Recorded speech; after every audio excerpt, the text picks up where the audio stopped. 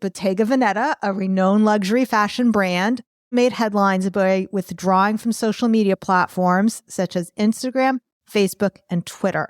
And this move was seen as a strategic decision to maintain the brand's luxury status and exclusivity, avoiding the mass appeal that often comes with social media presence. It's the Inspiration Place podcast with artist Miriam Schulman. Welcome to the Inspiration Place podcast, an art world insider podcast for artists by an artist, where each week we go behind the scenes to uncover the perspiration and inspiration behind the art.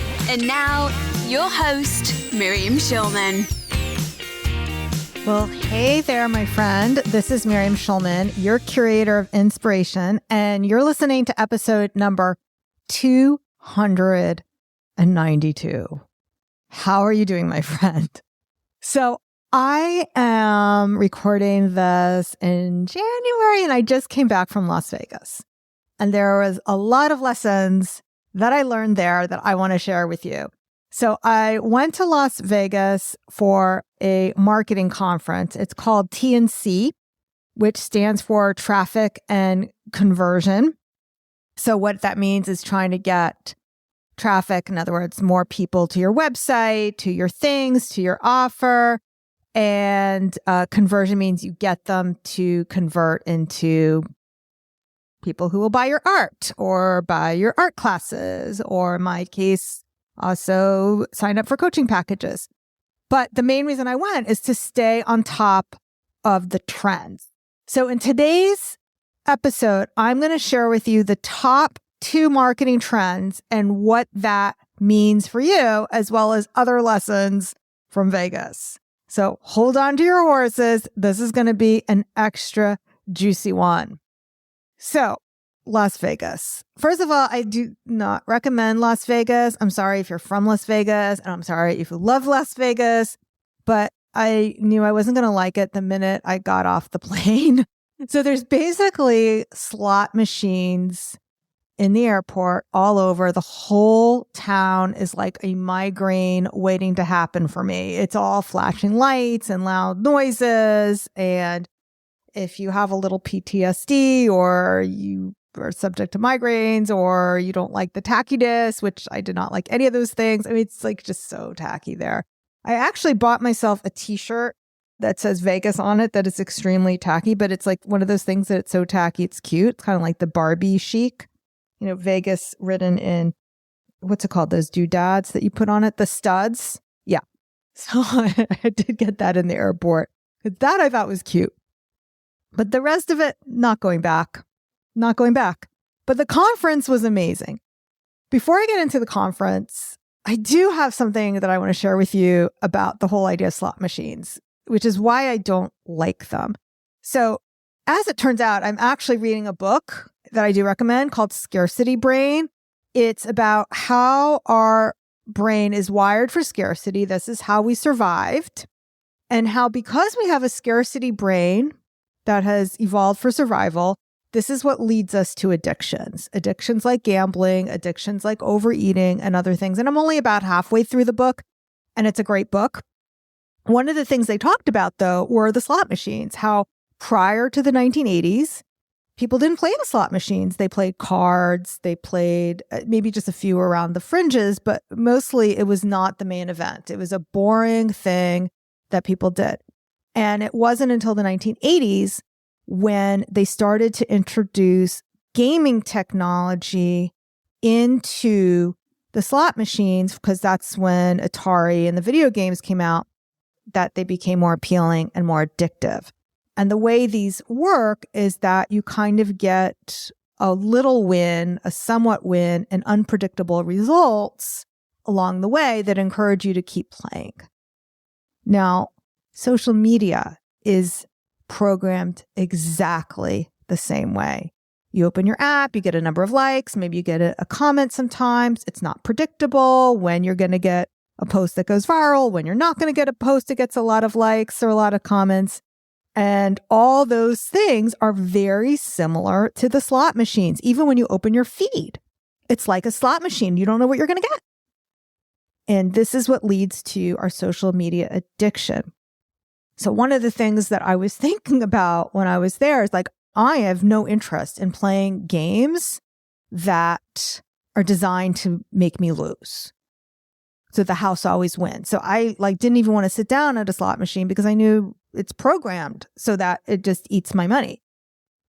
And so I didn't want to play it. Now I feel very differently about that in terms of marketing, even paying for social media ads. I know how that game works when you're paying for the traffic. I know how that game works so that you can win. And what we're going to talk about today in terms of marketing trends is we are going to talk about a game that you can play that you can still win at. So this is going to be a very juicy episode. This is going to be the type that you're going to want to bookmark. You're going to want to take lots of notes. So we're going to get started.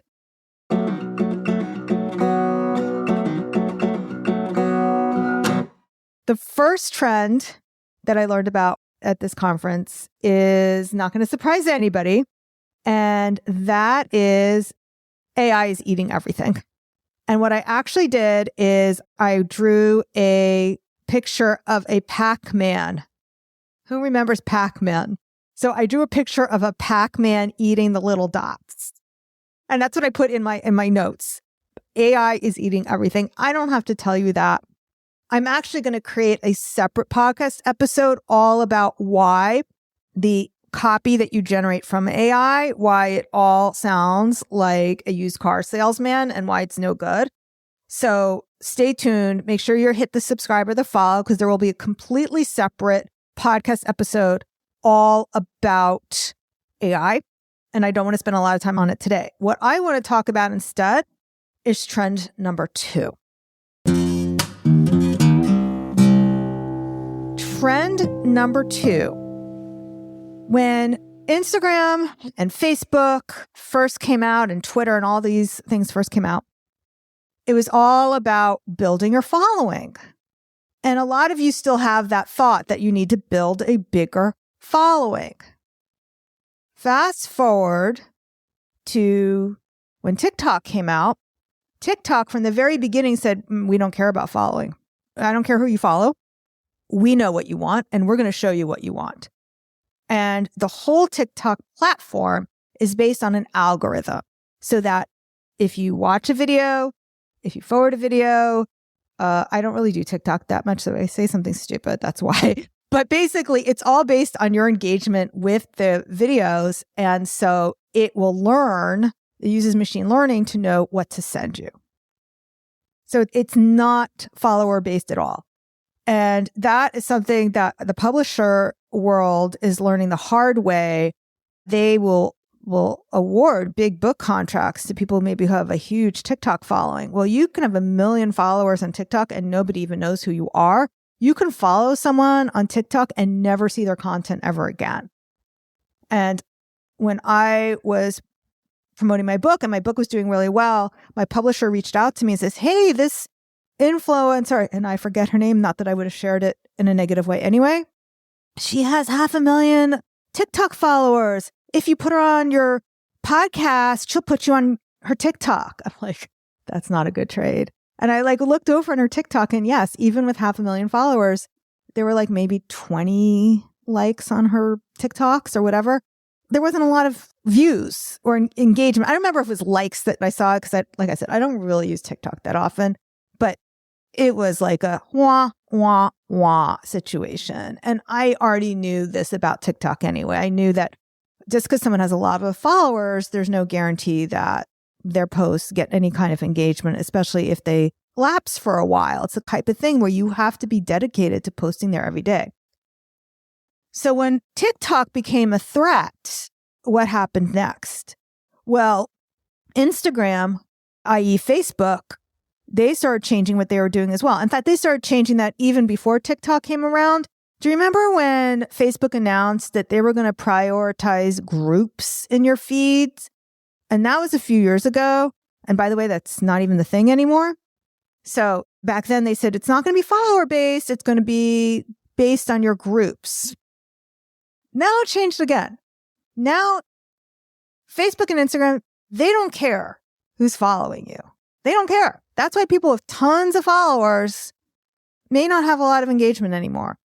And it doesn't matter who's following you. They're going to show your post to who they think want to see your posts.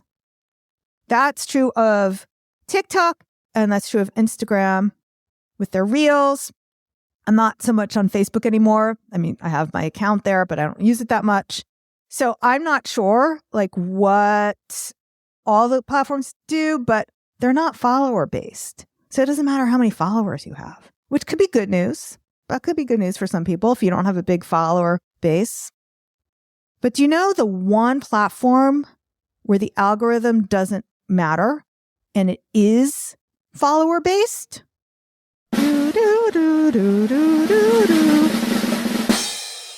Yeah, it's email. Email is the only platform that is follower based because all the other ones, remember I said AI is eating everything? All the other platforms are based on AI. AI decides for you. Email, the algorithm doesn't decide if you see a post. You decide if you're going to open that post when it comes into your inbox. That's good news for you if you're sending emails because you have some control over that. Are you using good subject line? Are you writing good emails? If so, people will open your emails. So now, this is why email marketing is the cockroach of marketing. It's the cockroach. It's been around for a long time and it will continue to stay around for a long time. Okay, so some common themes I hear from artists like you who are not utilizing email marketing and what their blocks are. So one thing I've talked about, and I've talked about it so many times on the podcast, I'm almost tired of talking about it, but it's the whole idea, it feels like bothering people. So I'm not going to go over that. And now I'm going to go over like a sister complaint, which is that people say to me, but Miriam, I don't like email or I don't like opening email. And here's the truth. We are not our customers. We're not our customers. So they don't paint or sculpt or whatever it is that you do. Okay. They're not us. And I pushed back on an artist who I'm going to call Lisa just for sake of this conversation right now. So Lisa was telling me, but I don't like email. And I said, okay, well, tell me about your clients. Who are your clients? And she said they're between 50 and 70 years old. And she's in Florida. So they're mostly retired between, 50s, early 70s. I said, okay, well, and what are you doing now? She says, well, I'm telling them to follow me on TikTok and Instagram. I says, listen, these people who are in their 60s and 70s, they're not on Instagram except for one reason. The only reason that people that age are on Instagram is to see their grandchildren. And how do I know this? Because my mom's on Instagram. She's 75. And the only thing she knows how to do on Instagram is follow my sister-in-law's post because my sister-in-law posts pictures of her nephew on Instagram and she will comment or like on them. That's it. That's all she knows how to do on social media. She is an emailer. And people in their 70s, not only are they emailers, but they're still doing that type of emailing where you forward a joke. Anybody remember that from 20 years ago? Before there was Facebook, when we used to forward jokes to each other on email chains, they still do that demographic. They're not on TikTok. Remember I said, I'm not on TikTok. So I'm 55, so I'm on the youngish end of that. And I'm a pretty hip 55-year-old. I mean, here I am. I have a podcast. I have a coaching program. I have Instagram. I have Facebook. I have zero interest in TikTok, just like I have zero interest in slot machines. Okay. No interest. And remember what we said about the algorithm decides what you see? This is something I was thinking about. Okay, so I'm going this is sort of a number 2 on here. Recently, our friends were over our house and our friends are musicians. And the wife's a musician. The husband is a professional musician and a composer and all that. And my sister-in-law was at our house too, at our apartment. And she was asking her, and I'm going to give my sister-in-law her real name, Ruth Ann, and I'm going to call the musician person Susan, just to not use her real name. So she was talking to Susan and she says, well, how can I get on your email list so that I can be notified next time your husband has a concert? And Susan says, well, are you on Facebook? And Ruth Ann's go, yeah. And she's like, well, just follow me on Facebook. Unfortunately, first of all, Ruth Ann is on Facebook, air quotes, on Facebook, meaning she has an account, but that doesn't mean she checks it. She's like, I don't check my Facebook anymore. And I'm quote unquote on Facebook and I run Facebook groups there. I have my news feed completely turned off. When I go on the desktop for Facebook, those of you who've been following me for a while, you know, I do not have any of those things on my phone. I don't have Facebook on my phone. Sometimes I turn Instagram off my phone when I get annoyed, when something triggers me, when I find I'm wasting time. I will take Instagram off my phone. The only reason I put it back on my phone is because I know how important it is for me to talk to people in my DMs. That is the one thing that is really, really valuable. And that's one thing I work with my clients on doing is talking to them in their DMs about things. So talking about Ruth Ann and Susan. So Susan's like, oh, just find me on Facebook. Now, first of all, there was no way. It wasn't like, okay, and now here, let me show you how to get on Facebook right now and follow me. It wasn't that. It's just like this assumption. And that's what a lot of people are doing that I see in art fairs. I go to art fairs myself. I go to art festivals and I go to, I'm going to call it a flea market. But again, if you've been following me for a while, the flea market that's near me in New York City on the Upper West Side is pretty high end. So it's more like a art and craft fair that happen to also have food, like a normal flea market, but really it's very high end. So a lot of those artist vendors, they don't have email signups. They just have a sign that says, here's my Instagram. Follow me on Instagram. Well, I can follow them on Instagram, and all I'm going to get on my Instagram when I open it is cat pictures. Oh yeah, and I just realized the thread I dropped earlier. Okay, so I don't have anything on my phone. Like I was saying, I don't have Facebook. Sometimes I don't have Instagram. I don't have TikTok.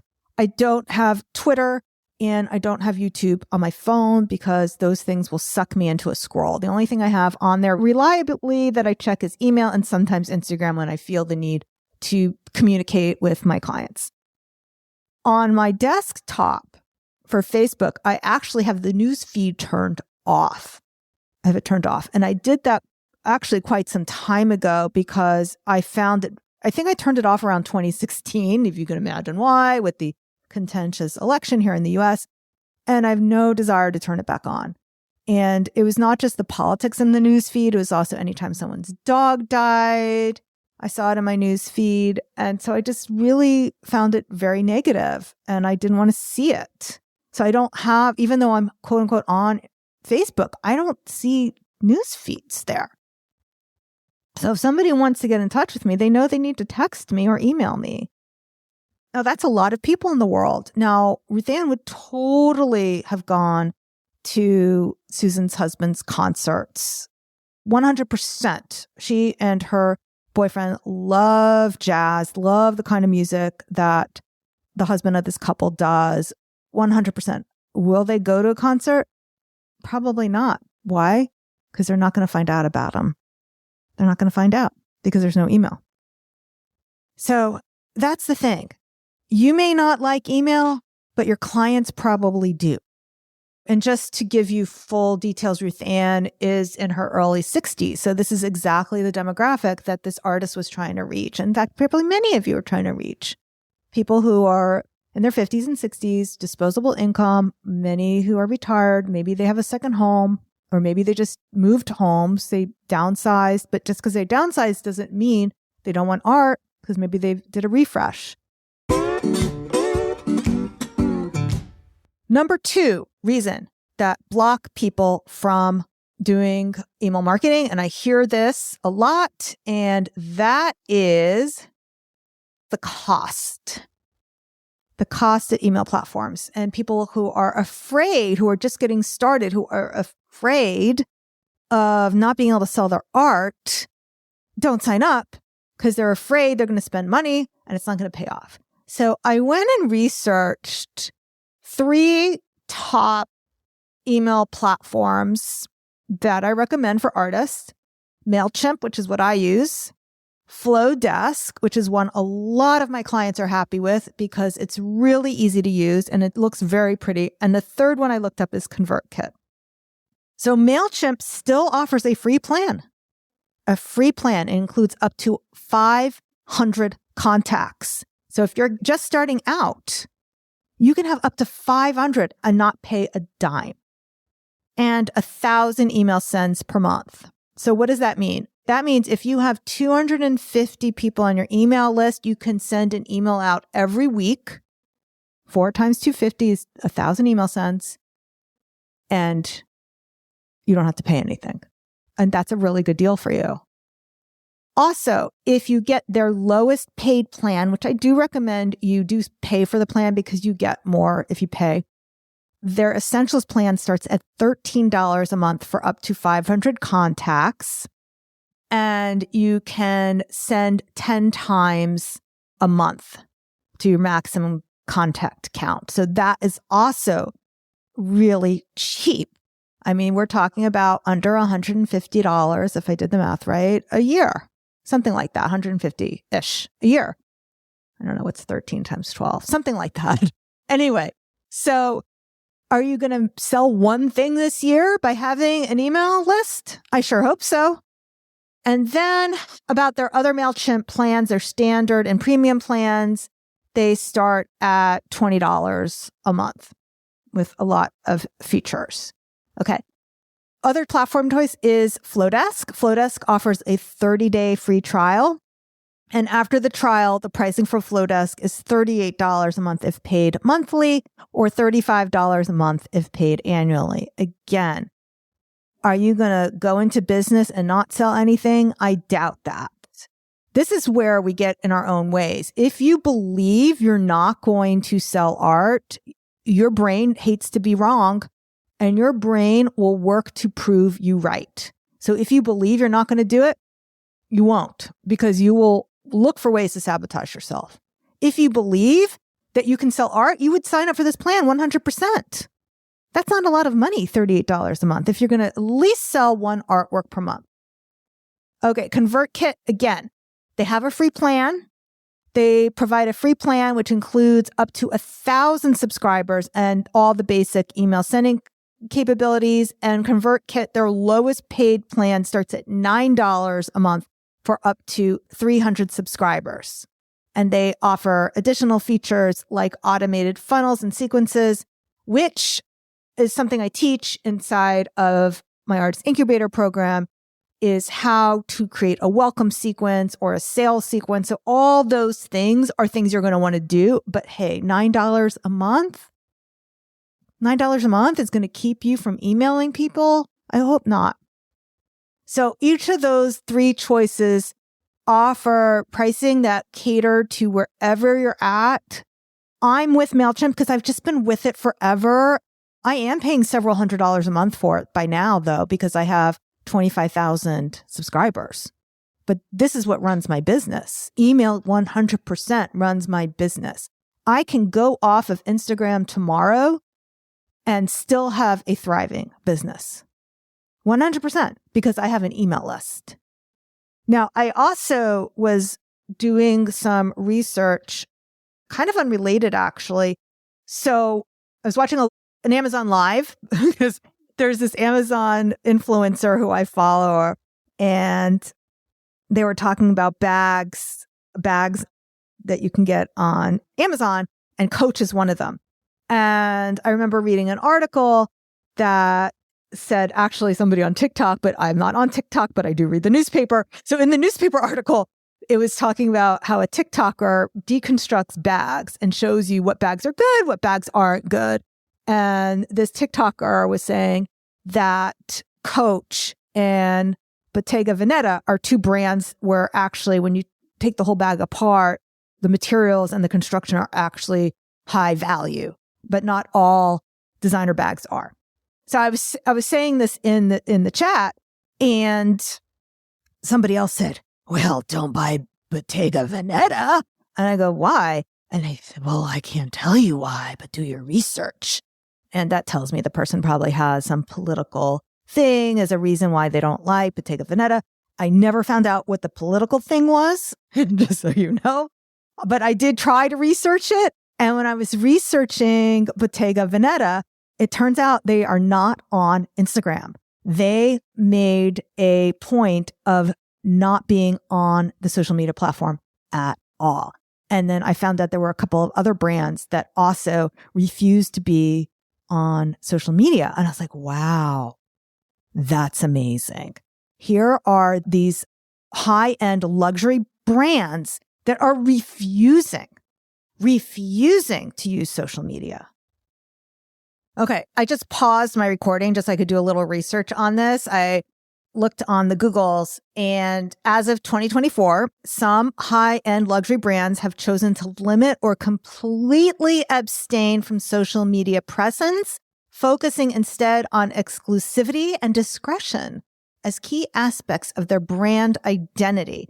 Now, the ones that were given as examples, the first one I'm not familiar with, but maybe you are.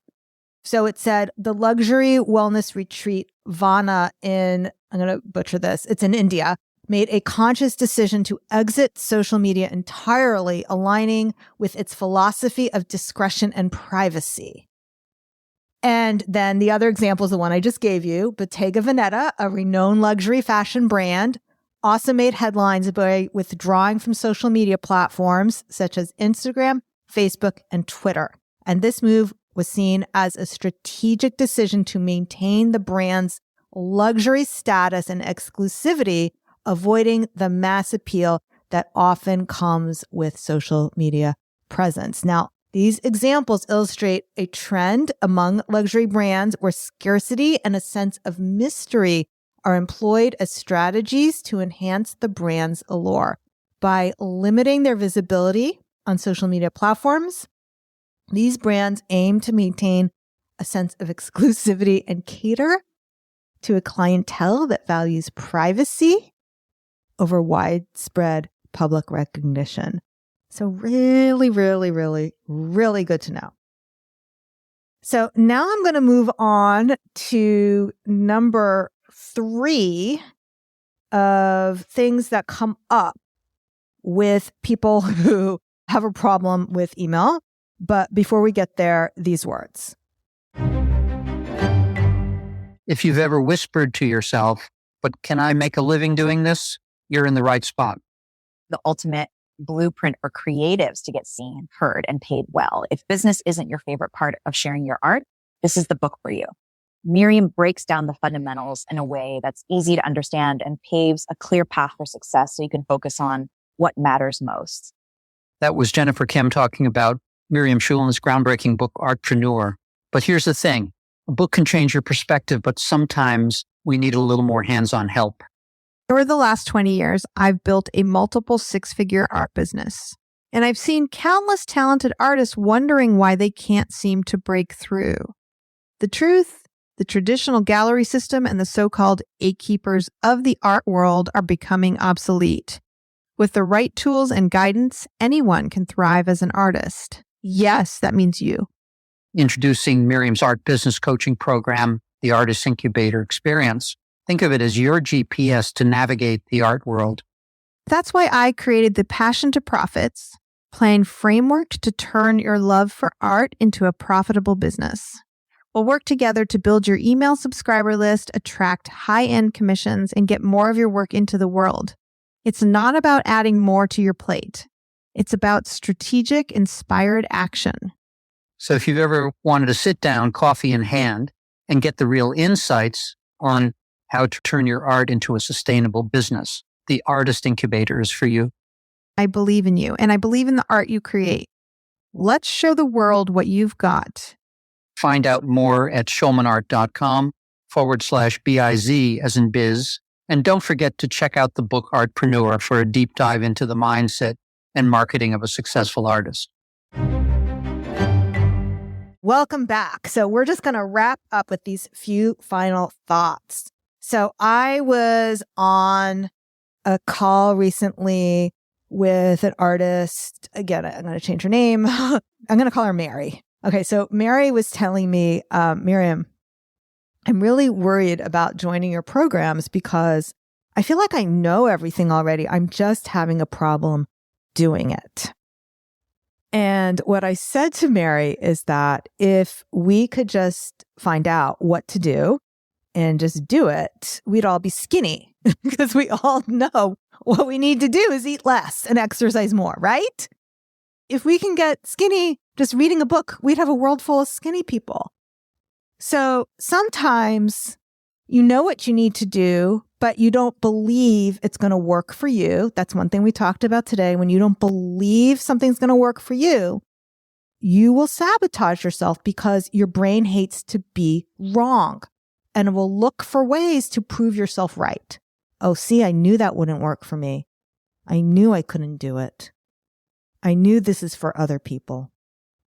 So that's why mindset is so important for having success in life, is having that belief so that you can take those right actions. Now, sometimes it's because you just don't have all the right information or you're given bad information. That's what we were talking about today. Maybe you're still following people who think you need a bigger Instagram following, and that's still the answer. Maybe you're going off of information that's a few years old, because a few years ago, I mean, we're moving through the internet on lightning speed. It's like each year is like a dog year, right? On the internet. A few years ago, having a big following was important. Now it's not important. Now AI decides what we see. So are you still following bad advice? Maybe you are not getting the right advice. Maybe you're not following the right thing. So maybe the information you have isn't what needs to have, or maybe you just need a kick in the butt. So that is what I offer inside my coaching programs and my online programs. And really, it almost doesn't matter which one you choose. I offer it for many different levels for people, whether you just want email marketing or you want a full coaching program. I do recommend the Artist Incubator. That's the best way to get my help, the best value. I've also reconfigured my higher end coaching program. So you heard me talk about in the past, the Accelerator. I now offer the Inner Circle. It's something you can join in for just one cohort, or you can join it for the whole year. And it's very similar to what I used to offer as the Accelerator. I renamed it and repackaged it because I recognize that some people don't want to speed up. Some people need to slow down.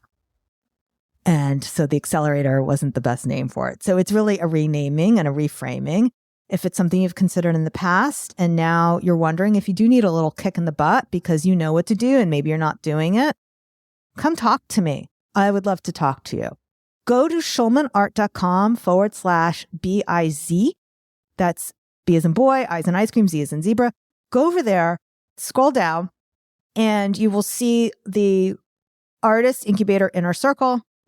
You can apply for it. We would love to have you join us. If you're listening to this when it goes live, you could probably jump in the February cohort.